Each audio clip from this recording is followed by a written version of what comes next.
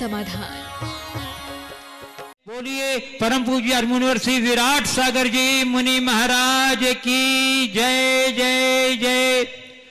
उपस्थित धर्म श्रद्धालु सज्जनों, माताओं एवं बहनों, मध्य प्रदेश के बड़वानी जिला अंतर्गत प्रकृति की सुरम्य वातावरण के मध्य अवस्थित 52 गजा चूलगिरी स्थित क्षेत्र की पावन भूमि पर आयोजित आज के संघ का समाधान कार्यक्रम में यहाँ उपस्थित स्थानीय श्रद्धालुजन तथा देश और विदेश के विभिन्न स्थानों से पधारे उपस्थित श्रद्धालुजनों का तथा उन सभी दर्शकों और श्रोताओं का जो आज यहाँ के आयोजित संघ का समाधान कार्यक्रम का सीधा प्रसारण घर बैठे देख रहे हैं, आनंद ले रहे हैं, मैं उन सबों का 52 गजा चूलगिरी सिद्ध क्षेत्र ट्रस्ट कमेटी एवं चातुर्मास धर्म पवना समिति की ओर से हार्दिक हार्दिक अभिनंदन करता हूँ। मैं आपको लिए चलूँ संघ का समाधान की ओर। इसके पूर्व हम लोग रोज की तरह पूज्य गुरुदेव के मंगल आशीर्वाद से अपने को अभिषेक करेंगे। आप सब हमारे साथ बोलिएगा, नमोस्तु गुरुदेव, नमोस्तु गुरुदेव, नमोस्तु गुरुदेव। बोलिए मुनिवर्षी प्रमाण सागर जी महाराज की। बंधुओं, आज हमारे बीच विशिष्ट अतिथि के रूप में श्री नंद किशोर जी सुनील जी पहाड़िया जयपुर, जो सुरवनी संरक्षक गुणायतन के यहाँ पधारे हुए हैं। आ जाइए, गुरुवर के से आशीर्वाद ग्रहण कीजिए और उनके सम्मान के लिए मैं आमंत्रित कर रहा हूँ श्री राजेंद्र कुमार जी राजा, जो क्षेत्र के ट्रस्टी हैं, श्री नरेश जी पहाड़िया, जो क्षेत्र ट्रस्टी हैं। आ जाइए। और हमारी महिला अतिथियों के सम्मान के लिए श्रीमती प्रवीणा पहाड़िया और सारिका गोधा तैयार रहेंगी। आप तालियों के अवदान से हमारे सम्मान अतिथियों का सम्मान कीजिएगा बंधु। और इसी क्रम में मैं आमंत्रित कर रहा हूँ श्री विनय रेणु जी जैन सीए, जो गुणायतन के परम संरक्षक हैं, और इनके सम्मान के लिए मैं आमंत्रित हूँ किंथु कुमार जी श्री राजेंद्र कुमार जी राजा, रमेश जी पहाड़िया, जो क्षेत्र ट्रस्टी हैं, और उनके महिला सदस्यों के लिए श्रीमती प्रवीणा पहाड़िया और सारिका पहाड़िया। तुम्हारे सम्मान करना है। अच्छा, चलिए। और तीसरे क्रम में मैं आमंत्रित कर रहा हूं श्री विपिन जी संगीता जी दुर्गापुर, जो हमारे गुणायतन के गुणा ट्रस्टी हैं, आ जाएं। और उनके सम्मान में हमारे जो राजेंद्र कुमार जी राजा, श्री नरेश जी पहाड़िया क्षेत्र ट्रस्टी, NL जैन छावड़ा जयपुर कोषाध्यक्ष गुणायतन, और महिला अतिथियों के लिए श्रीमती प्रवीणा पहाड़िया और सारिका गोधा बड़वानी सम्मान कर रही हैं। चलिए। और इसके बाद इसके कर्म में बता रहा हूँ बंधु श्री कुंथु कुमार जी उदयपुर और श्रीमती संपत देवी उदयपुर। बंधु बता दूं, ये उदयपुर का जो ऐतिहासिक चातुर्मास संपन्न हुआ था, आप ही की अध्यक्षता में संपन्न हुआ था और बहुत ही अच्छी व्यवस्था बनाई थी और मंच संचालन भी करते थे, और ये स्वाध्याय प्रेमी भी हैं। जोरदार करताल ध्वनि से हमारे कुंथु कुमार जी का और श्रीमती संपत देवी आ जाइए स्थान में। और उन्हीं के साथ उनके धनपाल जी, जो प्रति श्रावक हैं, वो भी बहुत तत्वत वाह। और गुणायतन चातुर्मास की एक महत्वपूर्ण उपलब्धि है, वो उदयपुर चातुर्मास की एक महत्वपूर्ण उपलब्धि है। गुरुदेव से उन्होंने 2 प्रतिमा के व्रत देकर अपने को। हाँ, श्रीमती संपत जी आ जाइए, कृपया मंच पर स्थान रखें। आ जाइए, मंच पर आइए, और उनके सम्मान में हमारी महिलाएं सब उनका सम्मान करेंगे। और श्री जीवन लाल जी, ये तीनों हमारे अपने आपस के साड़ू भाई हैं और बड़े समर्पित और बड़े माने व्रती तुल्य जीवन जीने वाले हैं। आ जाइए श्री जीवन लाल जी उदयपुर, और सम्मान हमारे करेंगे क्षेत्र के ट्रस्टी और महिलाओं का सम्मान। हाँ, चलिए आ जाइए जीवन लाल जी की प्रश्न से आइए। हाँ, चलिए। अब मैं आपको ले चलता हूँ। हाँ, जीवन लाल जी का सम्मान हो रहा है। बंधु आ रहे हैं, आपको उदार कर सकते हैं, सिर्फ सम्मान कर दीजिए जीवन लाल जी का।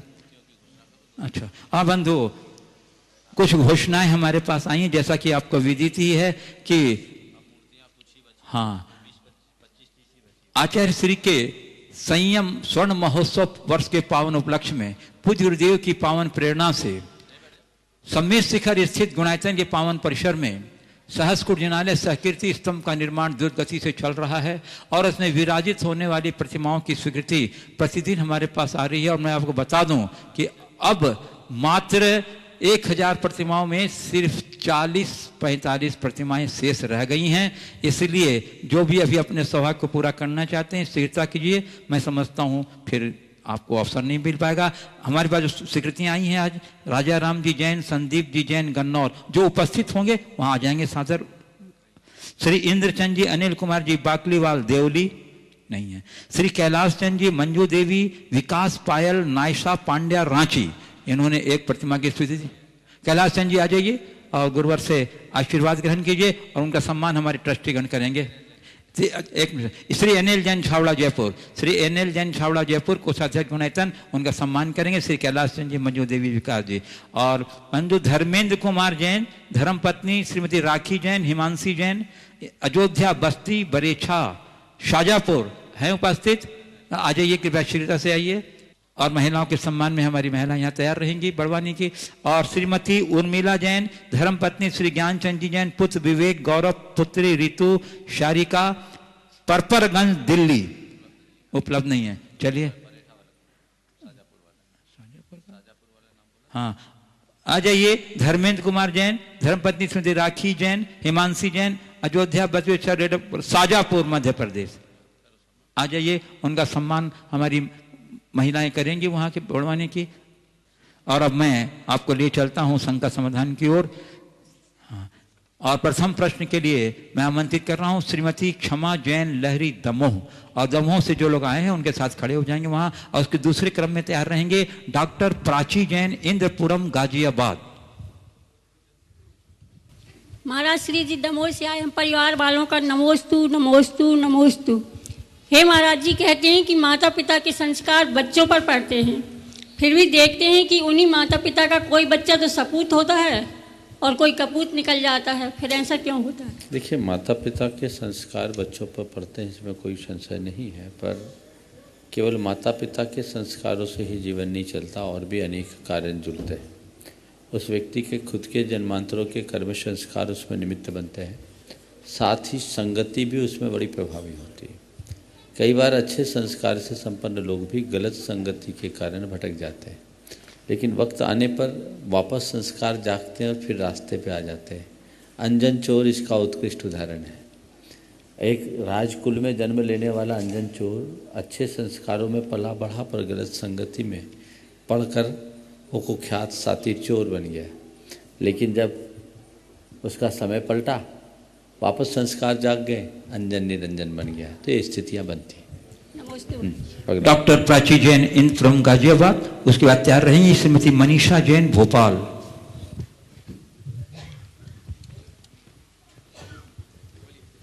नमोस्तु नमोस्तु नमोस्तु गुरुवर। महाराज श्री, हम अपने प्रोफेशनल लाइफ की भागम दौड़ में कुछ धर्म के क्रियाएं करते हैं जो बहुत ही सुपरफिशियल सतही रूप से कुछ चेंजेस लाती हैं। तो महाराज जी, हमारा शंका ये है कि हम ऐसे अपनी प्रोफेशनल लाइफ के साथ साथ ऐसे क्या कार्य करें जिससे कि हमारे भीतर के परिणामों में शुद्धता आए, हमें समाधि मरण की प्राप्ति हो और हम मनुष्य जीवन को सफल बना सकें। देखिए, सबसे पहले तो मैं अपनी ओर से इन्हें आशीर्वाद दूंगा और आप लोगों से कहूँगा कि इस डॉक्टर दंपति को साधुवाद दीजिए। ये युवा दंपति बच्चों के कैंसर की विशेषज्ञ हैं और डॉक्टर नेत्र विशेषज्ञ हैं। लेकिन मैं इनकी चर्चा इसलिए नहीं कर रहा हूँ कि ये दोनों डॉक्टर हैं। डॉक्टर तो हमारे समाज में बहुत हैं, पर ये दोनों डॉक्टर के प्रोफेशन में होने के बाद भी रात्रि भोजन के त्यागी हैं, आलू प्याज के त्यागी हैं। इस उम्र में इनने ये नियम लिया है और भी आगे बढ़ने की भावना है। ये लोगों के लिए प्रेरणा है। मैं तमाम लोगों से कहना चाहूँगा कि अपने अंतः प्रेरणा को जगाइए और अपने मूलभूत धर्म को पहचानने की कोशिश कीजिए। आज प्रातःकाल मैंने अपने प्रवचन में इस बात पर प्रकाश डाला था और ये कहा था कि धर्म को हम क्रिया न माने, अपने जीवन का आधार माने। जिस पल हमारे हृदय में धर्म के प्रति ऐसा विश्वास जागेगा, हमारी अवधारणाएं बदल जाएगी। फिर हमें अलग से कुछ कहने और करने की ज़रूरत नहीं पड़ेगी। हमारा जीवन बदल जाएगा, प्राथमिकताएं बदल जाएगी। प्राथमिकताओं के बदलने से सारी व्यवस्थाएं अपने आप बदल जाती है। इसलिए जब कभी ऐसी कोई बात हो, हम उस तरीके से करें। आपने कहा प्रोफेशनल लाइफ की भागम भाग में हम अपनी धार्मिक क्रियाओं को किस तरीके से करें। प्रोफेशनल लाइफ के साथ पर्सनल लाइफ को ध्यान में रखें तो धर्म अपने आप जुड़ जाएगा। प्रोफेशन को प्रोफेशन की भांति करें और प्रोफेशन हमारे धर्म में कभी बाधा नहीं देता। पर सबसे पहले तो मैं ये कहूँगा कि प्रोफेशन के धर्म को आत्मसात करें, तब आप पर्सनल लाइफ में अपने धर्म को आत्मसात करेंगे। हर प्रोफेशन का अपना धर्म होता है और प्रोफेशन को प्रोफेशन तक सीमित रखना ये हमारा एक बहुत बड़ा दायित्व है। यदि व्यक्ति अपने जीवन को सिस्टमेटिक तरीके से जीता है, व्यवस्थित क्रम से जीता है, तो उसके सामने किसी तरह की कठिनाइयाँ या परेशानियाँ नहीं होती। और यदि वह बेतरतीब जिंदगी जीता है तो जीवन में कभी सफलीभूत नहीं होता। अपनी प्राथमिकताएं ठीक करें, अपनी आस्थाएं मजबूत बनाएं।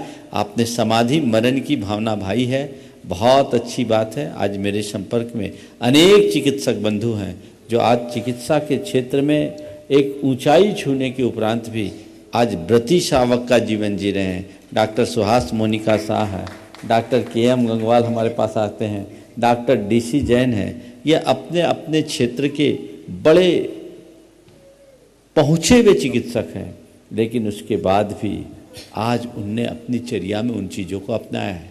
अभी तो आपकी शुरुआत है। यदि अभी से ये धारणा बना करके चलेंगे तो मैं नहीं मानता कि आपका कोई प्रोफेशन आपके लिए बाधक बने। श्रीमती मनीषा जैन भोपाल, उस पर तैयार रहेंगे श्री प्रफुल्ल जैन भोपाल। गुरुवर के चरणों में त्रैबार नमोस्तु।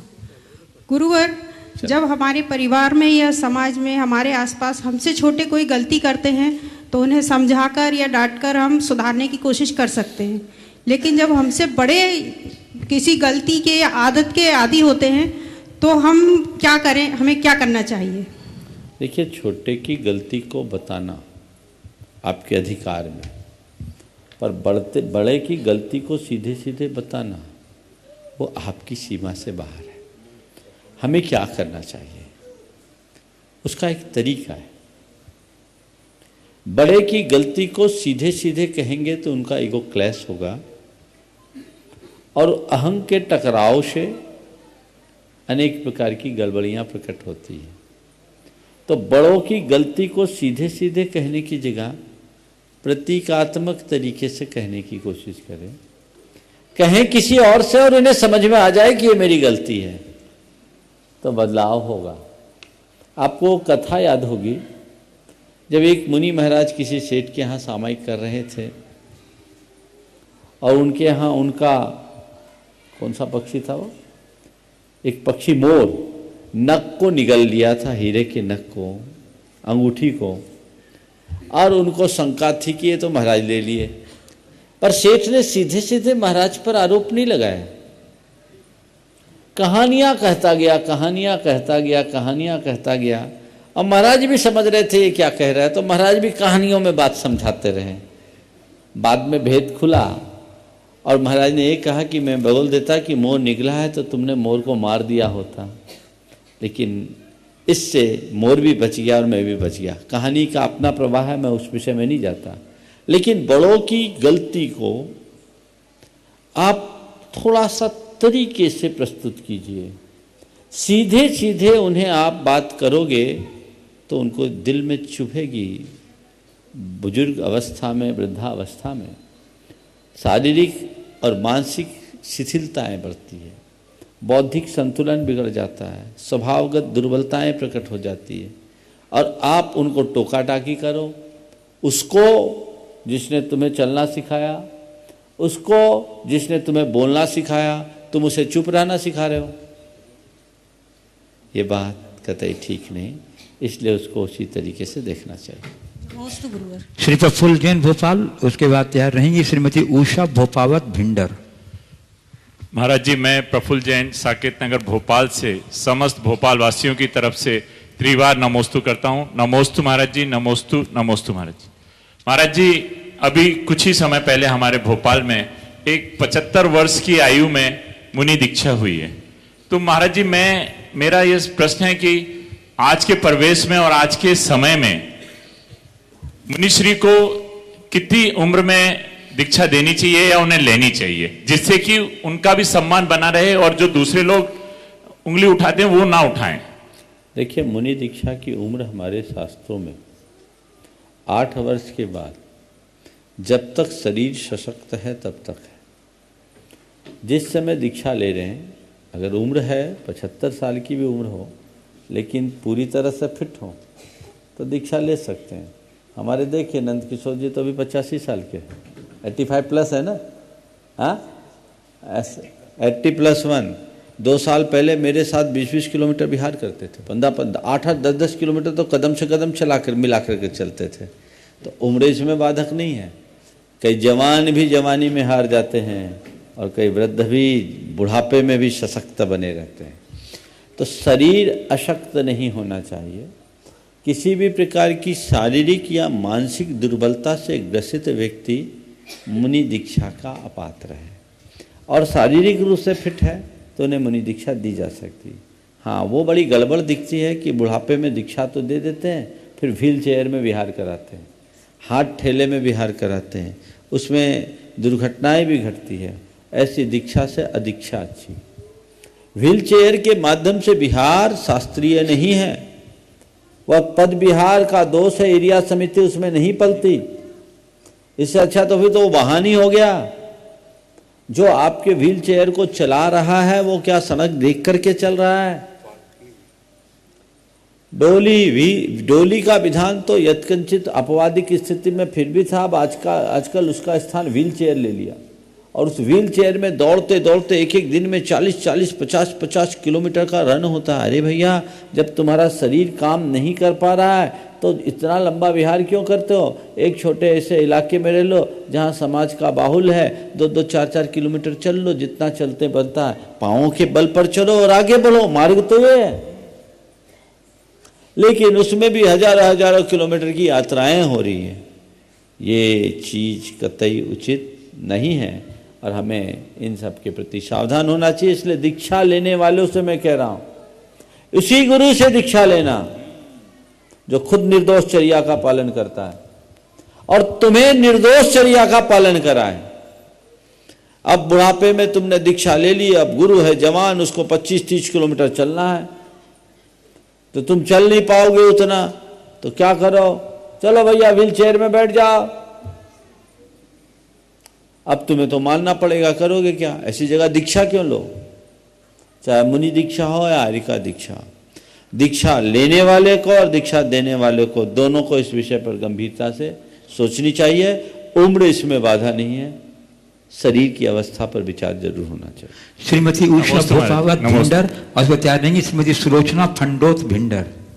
पूज्यवर गुरुदेव के चरणों में त्रैवार नमोस्तु नमोस्तु नमोस्तु।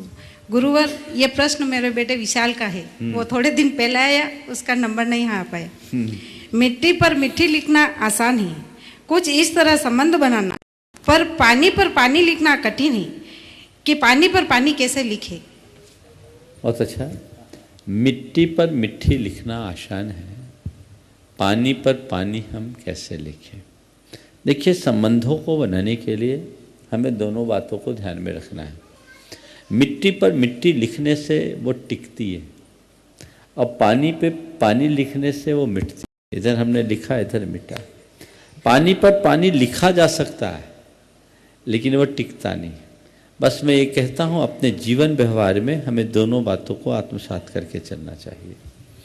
अपने जीवन की मधुर स्मृतियों को मिट्टी पर मिट्टी की तरह लिखें, बल्कि एक कदम और आगे पत्थर पर पत्थर लिखने की भांति लिखें, जो एकदम अंकित हो जाए, कभी मिटे नहीं। और जीवन की जितनी भी बुरी स्मृतियाँ हैं उन्हें पानी पर पानी की भांति लिख दें, जीवन मधुर हो जाए। श्रीमती सुलोचना फांडोत भिंडर और उसके बाद तैयार रहेंगे श्री राजकुमार जी संतोष देवी काला धुलियान। गुरुवर के चरणों में काल नमोस्तु नमोस्तु नमोस्तु। महाराज जी, मेरा प्रश्न ये है कि जब कहीं विपत्ति आती है, बाढ़ आती है या कहीं आग लग जाती है तो सेना को बुलाया जाता है, और जब कहीं उद्घाटन करना होता हो तो नेता को बुलाया जाता है, तो उस समय सेना को क्यों नहीं बुलाया जाता है? नमस्ते। बिल्कुल, विपत्ति में सेना को बुलाया जाता है और महत्वपूर्ण कार्यों में नेताओं को बुलाया जाता है। उस समय सेना को क्यों नहीं बुलाया जाता है? ये बुलाना चाहिए, लेकिन हमारी सेना की कुछ सीमाएं। हर जगह सेना आती भी नहीं है, उसका अपना एक दायित्व है। और नेता लोग को बुलाना कतई बुरा नहीं है, क्योंकि देश की नीति के निर्धारण और उसके क्रियान्वयन में उनका महत्वपूर्ण स्थान होता है। आज देश अगर आगे बढ़ता है तो जिनके हाथों में नेतृत्व है उनकी महत्वपूर्ण भूमिका है। इसलिए नेताओं को सर्वथा गलत दृष्टि से देखना ठीक नहीं है। सेना जो काम कर रही है बहुत अच्छी है, लेकिन सेना को जो संचालित कर रहे हैं उनका भी अपना महत्वपूर्ण स्थान है। हालांकि अच्छे मौक़ों पर हमें एक काम करना चाहिए, एक परंपरा डालनी चाहिए कि सैनिकों को भले ना बुला पाए, पूर्व सैनिकों को हमें सम्मान देना चाहिए और उन्हें ऐसा अवसर देना चाहिए ताकि हमारी सेना का मान बढ़े, उनका गौरव बढ़े, मनोबल ऊंचा। श्री राजकुमार जी संतोष देवी कला धुलियान बता देंगे। प्रमोद सरिता काला पाकुड़। नमस्ते गुरुवर। वृद्धावस्था में वैचारिक एवं मानसिक परिपक्वता के बीच संतुलन बना रहे, इसके लिए क्या करना चाहिए? वृद्धावस्था में मानसिक और वैचारिक परिपक्वता में संतुलन बना रहे हैं। देखिए, वैचारिक और मानसिक परिपक्वता तो है पर स्थिरता नहीं है। वृद्धावस्था से पहले ही मनुष्य मानसिक और वैचारिक रूप से परिपक्व हो जाता है। बच्चे में और वृद्धों में इतना ही अंतर है। बच्चों में परिपक्वता नहीं होती और वृद्धों में स्थिरता नहीं होती। अपनी मानसिक या वैचारिक स्थिरता कैसे जगाएं, उसके लिए हमें आध्यात्मिकता का रास्ता अपनाना चाहिए। आप नियमित ध्यान कीजिए, चिंतन कीजिए, स्वाध्याय कीजिए, आपकी वैचारिक और मानसिक स्थिरता होगी। अगर आपने शुभानुष्ठानों में अपने आप को लगा दिया तो आखिरी समय तक आपकी स्मृति बड़ी अच्छी हो सकती है और आपके अंदर स्थिरता आ सकती है, डामाडोल नहीं हो सकता। लेकिन जो दुनिया की बातों में लगे रहते हैं, गोरख धंधे गृहस्थी की छोटी छोटी बातों में इन्वॉल्व हो जाते हैं, उनकी ठीक नहीं रहती, उनमें चिड़चिड़ा जाता है। उसकी तरफ ध्यान रखा जाए। श्री प्रमोद सरिता काला पाकुड़ बता देंगे। श्रीमती कीर्ति छाबड़ा देवघर। महाराज श्री, यहाँ भावना योग हमें अंधेरे से उजाले की ओर लेके जा रहा है। मन में हमने संयम भी बहुत कर लिया, लेकिन घर की व्यवस्था के लिए कई बार अपने उस चीज़ को छोड़ करके डांटना भी पड़ता है, व्यवस्था के लिए उल्टे कुछ कहना भी पड़ता है। तो क्या फिर हमें भावना योग का कितना सा पुण्य मिलेगा? अरे भावना योग से एक दिन में चमत्कार तो नहीं होगा। 60 वर्ष तक, 70-65 वर्ष तक डांट डपट करते रही, एक बार में हो गया? कितने दिन, 60 दिन तो हुए नहीं होंगे भावना योग करते रहो धीरे धीरे। वो भी रेगुलर कितना किए होंगे भगवान ही जाने। तो इसलिए करिए धीरे धीरे। और एक बात बोलूं, डांटते तो हम लोग भी हैं, थोड़ी मीठी डांट, ऐसी डांटो कि उस समय आंखें हंसती रहे। डांट ऐसी हो, मुंह से डांट निकले और आंखों से प्यार, देखो उस डांट का क्या प्रभाव पड़ता है। श्री नंद किशोर जी, सुनील जी पहाड़िया सपत्निक तैयार हो जाएंगे। जयपुर शिरोमणि संरक्षक गुणायतन। आ जाइए, चारों आ जाइए। और उसके बाद तैयार रहेंगे श्री विपिन जी, संगीता जी जैन, दुर्गापुर गुणायतन ट्रस्टी।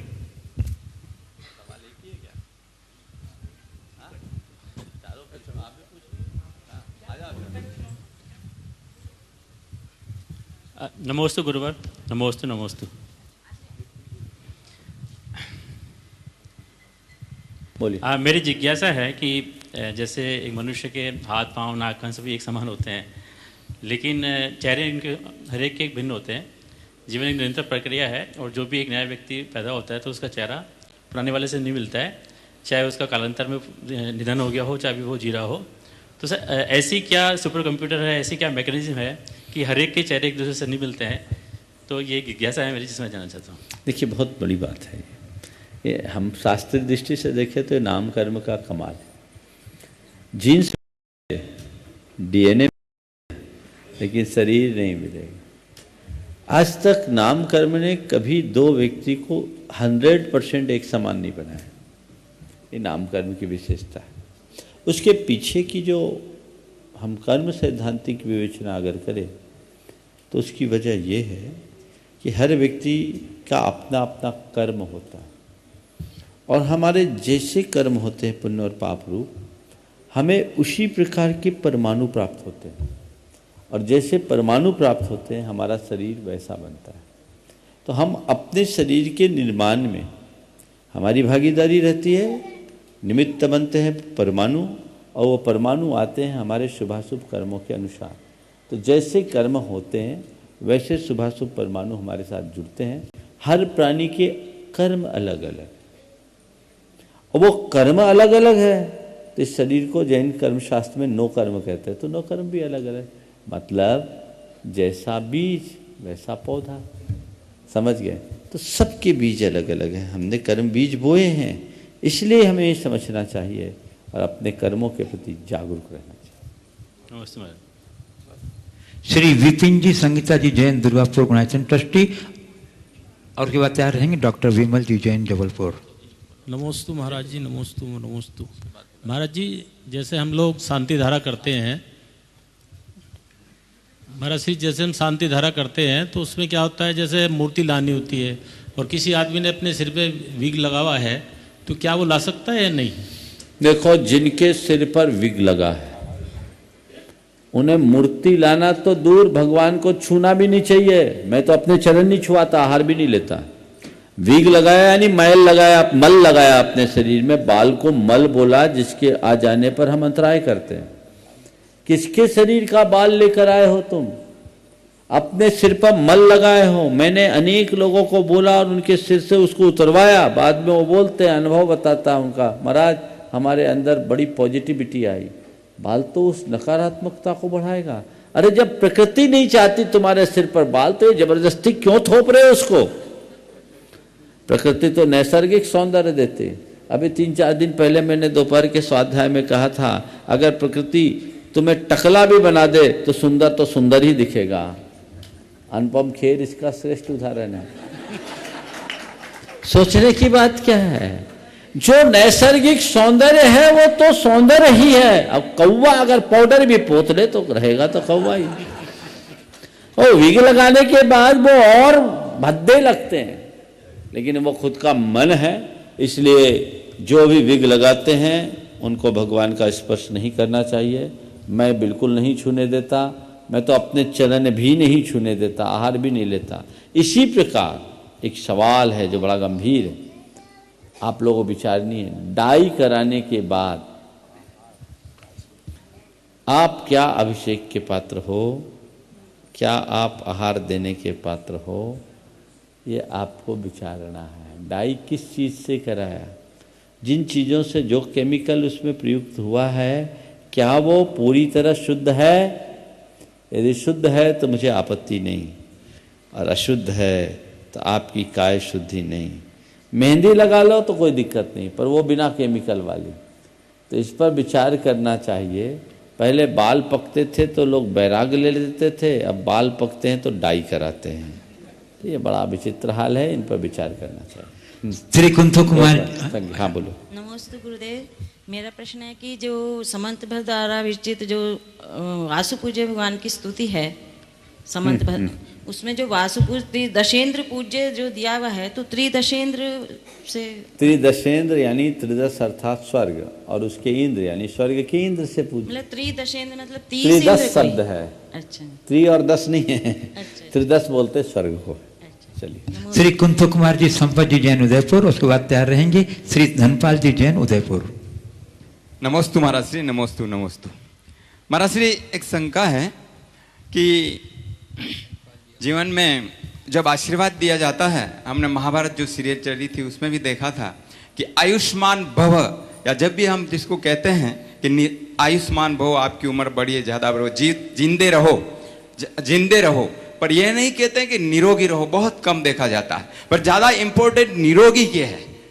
आयु जितनी वृद्धि हो, यदि काया रोगों का घर हो तो उस वृद्धि आयु का रह जाता कोई अर्थ नहीं। तो महाराज श्री, साथ में निरोगी पहले बोलना चाहिए कि स्वस्थ रहें, और जितने समय तक रहें स्वस्थ रहें। हमारे आचार्यों ने तो इस झंझट से ही मुक्त कर दिया। उन्होंने कहा कल्याण हो, धर्म वृद्धि रस्तु, तुम्हारे हृदय में धर्म की वृद्धि हो, तुम्हारा कल्याण हो। कल्याण में सब समाहित हो जाता है। हालांकि आयुष्मान भव जो बोलते हैं उसमें अंदर की भावना यही है कि तुम दीर्घजीवी और निरोगी रहो, स्वस्थ रहो। फिर भी आपने जो बोला तो उसके लिए आयुष्मान भव, दीर्घायुष्को भव, चिरंजीवी भव, वो इसी अर्थ में है। अंतर में भावना जुड़ी हुई है। अब अगर हम शब्द बदलते हैं तो वो आशीर्वाद की व्याख्याएं बदल जाएंगी। आशीर्वाद है क्या? सामने के वाले के कल्याण सूचक शब्दों का प्रयोग, यही आशीर्वाद है। इस तरीके से बोल सकते। नमोस्तु महाराज। संपत जी। पूज्यवर गुरुदेव के चरणों में कोटि शत नमन। महाराज श्री व्यक्ति जब बाजार जाता है और वहाँ देखता है कि अमरूद अच्छे हैं तो भैया से पूछता है, भैया जी अच्छे मीठे वाले अमरूद देना। फिर आके घर पे नमक मिर्ची लगा के खाता है। इसी तरह आजकल के लोगों की हालत है, तो उनको अपने मूल स्वभाव को छोड़कर और नमक मिर्ची लगा के अपना काम करते हैं। तो उन लोगों से हमें कैसे किस तरह से व्यवहार करना चाहिए और कैसा पेश। बहुत अच्छा सवाल किया। मीठा अमरूद लाकर नमक मिर्च लगाकर खाते हैं। आपने पूछा है मूल स्वभाव को छोड़कर जो दुनियादारी से जुड़कर अपना काम करते हैं उनके प्रति हमें कैसा व्यवहार करना चाहिए। मैं तो उनको कहूँगा कि ऐसे लोगों को निखालिस अमरूद का स्वाद चखाना चाहिए।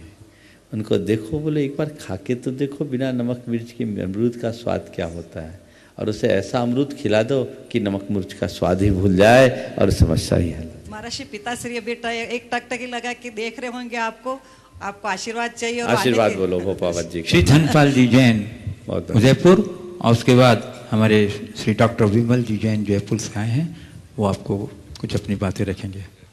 जबलपुर। हाँ महाराज जी नमोस्तु नमोस्तु नमोस्तु। एक तो महाराज श्री आपके आशीर्वाद से 2 साल से जो निश्चय न्यू लिया है वो अच्छा चल रहा है। कहीं गलती तो मेरे से बहुत हो रही है, तो मैं सबके सामने क्षमा चाहता हूँ। आप जो भी चाहें मुझे क्षमा करें। हाँ सवाल करो। अब मेरा विकल्प है कि महाराज जी प्रतिमा तो ले ली, मंदिर में ट्रस्टी भी हूँ और वहाँ पदाधिकारी भी हूँ, वहाँ काम भी करना पड़ता, देखना भी पड़ता है। वहाँ कई बार मंदिर से चूँकि राग है लगे हुए जुड़ा हुआ है, तो वहाँ कई बार राग है तो वहाँ फिर द्वेष भी हो जाता है। अब समस्या इस बात की आ रही है, यदि उस काम को छोड़ें तो मंदिर की विचारधारा खत्म हो जाती है, और यदि नहीं छोड़ें तो हमें कुछ न कुछ राग उस पर लगाव कुछ कार्य करना पड़ता है। अब हमें क्या करना चाहिए? क्या हम इस काम को छोड़ दें या नहीं छोड़ें तो राग हो रहा, कैसे क्या करें? बड़ी विकल्प। अरे भैया अभी बीच राग तो हुए नहीं जी। अभी तो तुम्हारी 2 प्रतिमा है जी। 7 प्रतिमा तक व्यापार कर सकते हो, खेती कर सकते हो जी। तो जो 7 प्रतिमा तक व्यापार और खेती करेगा वो राग द्वेष से बचेगा क्या? नहीं बचेगा। तो दुनियादारी के लिए राग द्वेष कर रहा है, तुम भगवान के लिए कर रहे हो, करते रहो, आशीर्वाद। लेकिन कोशिश करना जी इसमें कम से कम राग। जी। डॉक्टर विमल जैन जबलपुर, ये आपको अल्पसंख्यक आयोग से हम लोग कैसे लाभ उठाएं इस पर अपना। हाँ, वे प्रसिद्ध समाज सेवी हैं और जैनी लोग कैसे अल्पसंख्यक आयोग से इनका हमारी क्षेत्र कमेटी के लोग सम्मान करेंगे। दुपट्टा पहना के श्री राजेंद्र कुमार जी राजा, श्री नरेश जी पहाड़िया, क्षेत्र ट्रस्टी हमारे डॉक्टर विमल जैन जबलपुर जो एक प्रसिद्ध समाज सेवी हैं उनका सम्मान कर रहे हैं। आप तालियों के अवदान दे करके सम्मान के गरिमा को बढ़ाइए बंधु।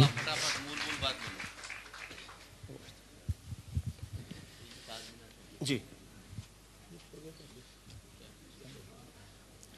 आप सबको जय जैन बंधु। जैसा आप जानते हैं भारत सरकार द्वारा जैन समाज को 27 जनवरी 2014 को अल्पसंख्यक घोषित किया जा चुका है। ये अल्पसंख्यक के जो फायदे हैं, बहुत फायदे हैं। ये आप समझिए कि आपको संविधान में जो मूलभूत अधिकार मिले हुए हैं, ये अल्पसंख्यक घोषित होने से हमें और सुरक्षा कवच और प्राप्त हो गया। सभी क्षेत्रों में विद्यार्थियों के लिए स्कॉलरशिप, करोड़ों रुपए का फंड आता है, लेकिन वो लैप्स हो रहा है। लेकिन अब लैप्स होना बंद हो गया है जब से इस मंच से महाराज जी ने मुझे बोलना शुरू किया है। आप आश्चर्य करेंगे कि इस मंच से, गुणायतन के मंच से कम 10,000 विद्यार्थी हिंदुस्तान में स्कॉलरशिप प्राप्त कर पा रहे हैं। पहले महाराज साहब की स्कॉलरशिप लैप्स हो जाती थी, अब आजकल विद्यार्थी ज्यादा हो रहे हैं और हमारे जो छात्रवृत्ति कम हो गई है। अब बहुत से छात्र कहने लगे हैं साहब हम 2 साल से अप्लाई कर रहे हैं और हमको छात्रवृत्ति नहीं मिल रही है। उसका कारण ये है कि हमारी जनसंख्या के हिसाब से हमको बजट आवंटन होता है। 27,000 करोड़ रुपए में आप सोचिए 76% एक दूसरी समाज ले जाती है, हमें केवल 2% मिलता है, क्योंकि 1 करोड़ 25 लाख की 125 करोड़ की जनसंख्या में मात्र 2011 की जनगणना में हम 44,50,000 ही हम आंके गए हैं। तो जनसंख्या के आधार पर जो हमको फंड मिलता है, आप बताइए 100 में केवल 2% मिलता है, और उसका हम तो भी दूसरे क्षेत्रों में हमारे फंड बहुत लैप्स हो रहे हैं, जैसे व्यापारी वर्ग कोई लाभ ही नहीं लेना चाहता है, अप्लाई नहीं करता है, और पढ़ो परदेश स्कीम के अंतर्गत भी लोग जानते नहीं, जागरूकता का अभाव है, तो वो समझते, सरकार समझती कि पढ़ी लिखी समाज है और इसको धनवान समाज है, इसको जरूरत पैसे की होती नहीं है, तो हमारा फंड दूसरे का ट्रांसफर हो जाता है। मेरा आपसे निवेदन है कि आप इसको सिंसियर रूप से लें, और इसके अनेक फायदे हैं व्यापारी वर्ग को भी, स्कूलों को भी, जो संस्थान द्वारा चलाए जाते हैं। आज हिंदुस्तान में 2500 स्कूल हमारे कार्यरत हैं, लेकिन वो अल्पसंख्यक का दर्जा प्राप्त नहीं करने की वजह से उसके जितने सारे लाभ हैं उससे वंचित हैं। हमारे धार्मिक संस्थान अगर रजिस्टर्ड हो जाएं तो आप आशा करें बहुसंख्यक समाज भी आपके मंदिर को या आपकी प्रॉपर्टी को हाथ नहीं लगा सकती। आप अपनी प्रॉपर्टी, मंदिर की प्रॉपर्टी तत्काल खाली करा सकते हैं, क्योंकि उनको रेंट कंट्रोल एक्ट लागू नहीं होता, और हम प्रॉपर्टी पूरी खाली करा सकते हैं, और उसके बहुत अनेक लाभ हैं। अभी मैं बात कर रहा हूं कि प्री मैट्रिक जो कक्षा 1 से 10वीं तक के विद्यार्थी हैं, उनको 1000 से लेकर 10,000 रुपए तक की स्कॉलरशिप मिलती है। आप अप्लाई करिए, 15 तारीख लास्ट डेट थी अक्टूबर, वो 30 अक्टूबर तक बढ़ी है। आज ही खबर मेरे पास आई है, इसलिए जो चूक गए हों वो जरूर अप्लाई करें। ऑनलाइन अप्लाई करना है, उसका वेबसाइट है www.scholarships.gov.in। ये है, और मेरा नाम नोट कर लीजिए आप, डॉक्टर विमल कुमार जैन। कोई भी शंका हो गलत मत भेजिएगा, गलत अगर आपने ऑनलाइन जानकारी भेज दी तो फॉर्म रिजेक्ट हो जाता है। कोई भी जानकारी भरने के पहले मुझसे आप कांटेक्ट करें। मेरा फ़ोन नंबर चाहे तो आप नोट कर लें, 9425866231, 9425866231। दूसरा नंबर है 8770490926। कोई भी शंका होने के पहले 24 घंटे आप कभी फ़ोन कर सकते हैं, मेरे लिए कोई प्रॉब्लम नहीं है। इसके बाद हमारा आता है पोस्ट मैट्रिक कक्ष, यानी आपसे देखें कि पूरे कॉलेज तक के लिए जानकारी पोस्ट मैट्रिक के अंतर्गत आप जाके ऑनलाइन अप्लाई करें, आपको स्कॉलरशिप मिलना ही मिलना है। इसके बाद मेरिट का मीन्स एक क्षेत्र आता है, जिसमें इंजीनियर, मेडिकल कॉलेज वाले, आपके LLB वाले, MBA, CA, CS ये अप्लाई कर सकते हैं। इनको भी आपको पूरी स्कॉलरशिप गवर्नमेंट से उपलब्ध होती है। अमाउंट इनका 30,000 रुपये तक है, जो मेरिट का मीन्स में जाते हैं मेडिकल कॉलेज में, और साल में 30,000 मिलता है। और जो पढ़ो परदेश स्कीम के अंतर्गत जिनके बच्चे होनहार हैं, विदेश जाना चाहते हैं, गवर्नमेंट इंटरेस्ट सब्सिडी लोन कहलाता है, 20 लाख रुपया विदाउट इंटरेस्ट 2 साल के लिए देती है। और फिर 2 साल के बाद जब बेटा आपका पढ़ के आ जाता है, आप उसको अगर नौकरी लग जाती है 6 माह के भीतर, और नौकरी नहीं लगती है तो 1 साल के भीतर EMI उसके फिक्स कर देते हैं गवर्नमेंट और बैंक वाले, फिर उस हिसाब से देना पड़ता है। लेकिन 2 साल तक 20 लाख का ब्याज नहीं देना, गवर्नमेंट इसमें इंटरेस्ट देती है। मैं स्कूल वालों से निवेदन कर रहा हूँ, स्कूल जिनको जन संस्थान जो स्कूल हैं वो इसके अंतर्गत अल्पसंख्यक का दर्जा जरूर प्राप्त कर लें। मेरे पास कौन कौन से डॉक्यूमेंट लगते हैं मैं उनको मेरे से फ़ोन करके पूछ लेंगे, समय अभाव के कारण मैं नहीं यहाँ बता पा रहा हूँ। वो डॉक्यूमेंट जरूर उपयोग करें और अल्पसंख्यक का दर्जा प्राप्त कर लें। जी, अल्पसंख्यक का दर्जा प्राप्त करने से क्या होगा कि आपके यहाँ उसका स्कूल का प्रबंधन और उसका प्रशासन आपके हाथ में रहेगा।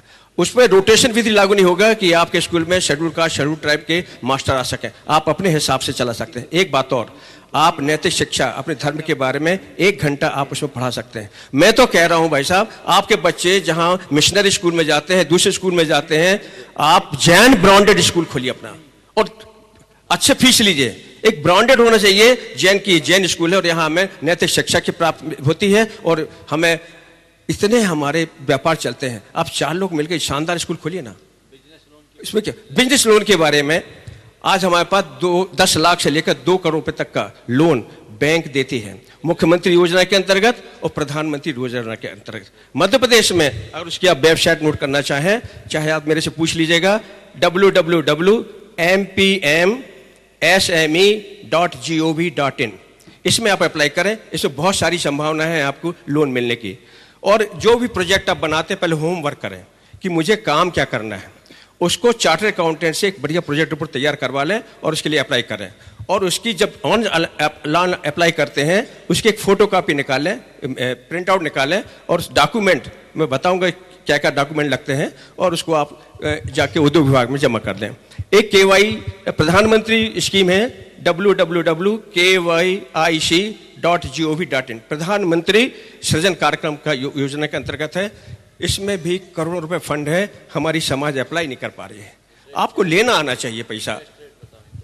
सर इंटरेस्ट रेट बहुत कम है, 6%, और जहां अल्पसंख्यक के लिए, और जहां NFDFC है, national minority development finance corporation, जिस प्रदेशों में लागू है वहां तो 3% से, महिलाओं के लिए और भी कम है। यानी आप तो ऐसा करें कि आप जानो, तो जागरूकता का अभाव की वजह से हम गवर्नमेंट द्वारा ऐसे जो लाभ मिलना चाहिए वो नहीं मिल पा रहे।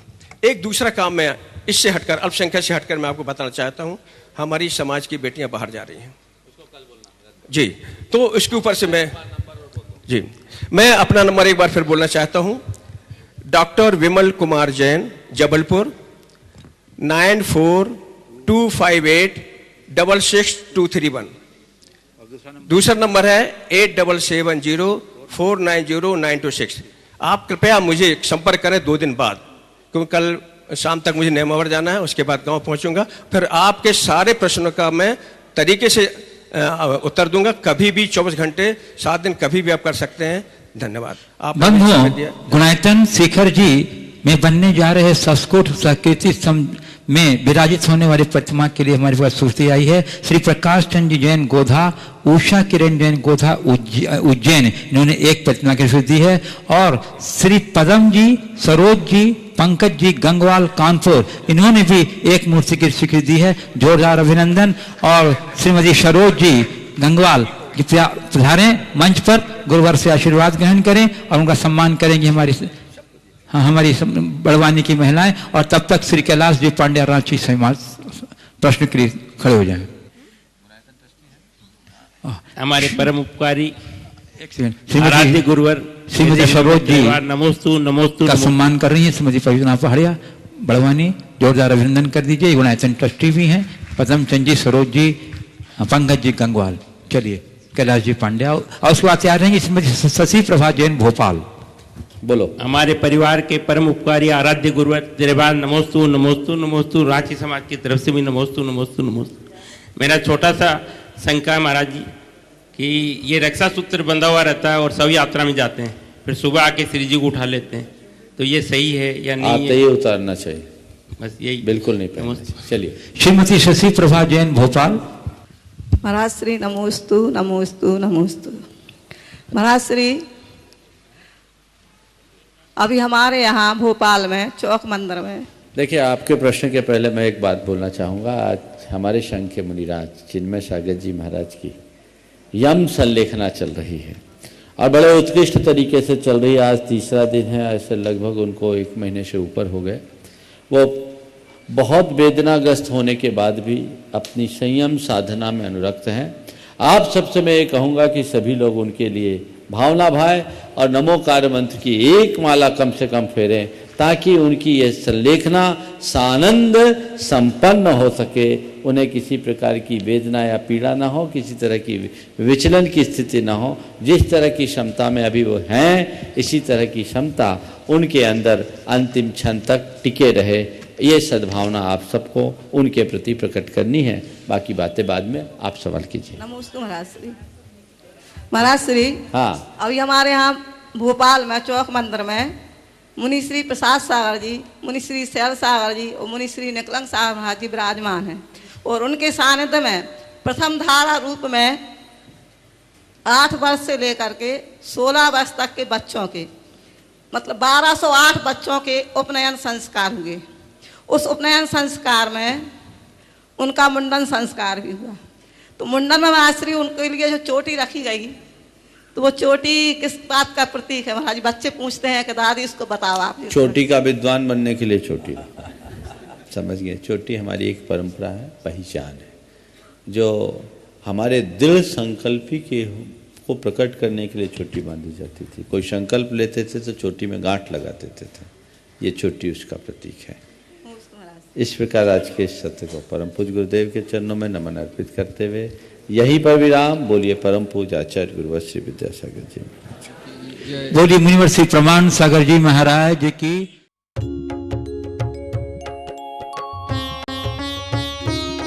शंका समाधान।